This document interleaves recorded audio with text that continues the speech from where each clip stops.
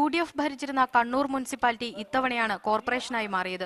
കോർപ്പറേഷന്റെ മേയർ സ്ഥാനം വനിതകൾക്കായി സംവരണം ചെയ്തതോടെ പോരാട്ടം വനിതകളുടേതായി. ഇരു മുന്നണികളും പ്രചാരണ രംഗത്ത് ഒരുപോലെ സജീവമാണ്. LDFും UDFും പ്രമുഖരായ സ്ഥാനാർത്ഥികളെ തന്നെ മത്സരിപ്പിക്കുന്നുണ്ട്. 108 വനിതകളാണ് കോർപ്പറേഷനിലെ ആദ്യ തെരഞ്ഞെടുപ്പിൽ കളത്തിലിറങ്ങുന്നത്. AICC അംഗവും KPCC ജനറൽ സെക്രട്ടറിയുമായ സുമാ ബാലകൃഷ്ണനെയാണ് UDF മേയർ സ്ഥാനത്തേക്ക് പരിഗണിക്കുന്നത്. ജയിച്ചാൽ കോർപ്പറേഷന്റെ ആദ്യ മേയർ എന്ന ചരിത്ര നേട്ടത്തിലേക്കാണെന്നത് സുമാ ബാലകൃഷ്ണന്റെ പ്രചാരണത്തിന് ഊർജ്ജം കൂട്ടുന്നു.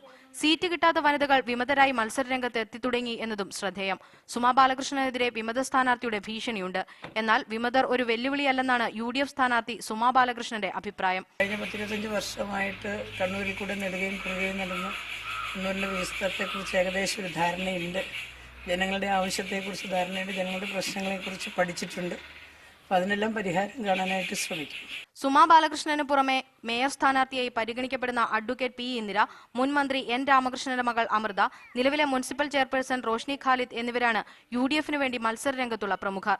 CPM വിട്ട് CMP രൂപീകരിച്ച MV രാഘവൻ പാർട്ടിയുടെ ശത്രുവായിരുന്നെങ്കിലും അദ്ദേഹത്തിന്റെ മകൾ MV ഗിരിജ LDF സ്ഥാനാർത്ഥിയാണ്. ജനവികാരം മനസ്സിലാക്കി വോട്ട് ചെയ്യുമെന്ന പ്രതീക്ഷയിലാണ് LDF സ്ഥാനാർത്ഥി. അച്ഛന്റെ പേരിലുള്ള വോട്ട് കിട്ടുമെന്ന് തന്നെയാണ് MV ഗിരിജയുടെ വിശ്വാസം. ശാരിക ശശി, V. ജ്യോതിലക്ഷ്മി എന്നിവർ LDFിന് വേണ്ടി മത്സര രംഗത്തുണ്ട്. 3 വാർഡും കവർ ചെയ്തതിനകത്ത് എല്ലായിടത്തും നല്ല പ്രതികരണമാണ്. എല്ലാവരും ഈ ഒരു മാറ്റം വേണമെന്നും മുനിസിപ്പാലിറ്റി 60 കൊല്ലമായിട്ട് മുനിസിപ്പാലിറ്റി ഭരിക്കുന്ന UDF ഭരണം മാറണമെന്നും LDF മുന്നോട്ട് വരണമെന്നും അതോടുകൂടി നല്ല നിലയിൽ ഭരണം മുന്നോട്ട് കൊണ്ടുപോകാൻ കഴിയുമെന്നാണ് വിശ്വാസം. മോദി സർക്കാരിന്റെ ഭരണ നേട്ടങ്ങൾ പറഞ്ഞും ഇടതു വലതു മുന്നണികൾ കോർപ്പറേഷനിൽ അഴിമതി നടത്തിയെന്നും ആരോപിച്ചുമാണ് BJPയുടെ വനിതാ സ്ഥാനാർത്ഥികൾ പ്രചാരണ രംഗത്തുള്ളത്.